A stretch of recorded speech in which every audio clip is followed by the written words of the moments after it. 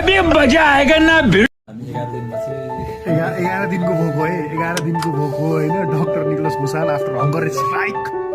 Now is finally having dal bhat tarkari हाम्रो नेपाली भनिँदै दाल भात तरकारी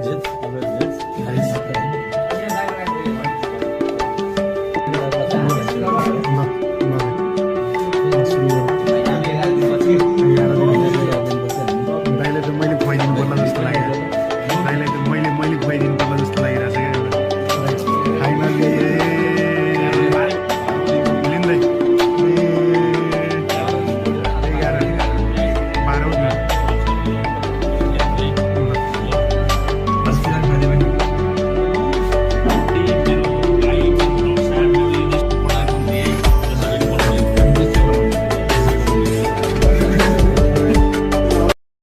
हाम्रा निकोलस दाइले अब आफ्नो माग पुरा गरे या गरेन त थाहा भएन तर भात खडी साथी चाहिँ मस्त पारेछ नि मान्नुपर्छ।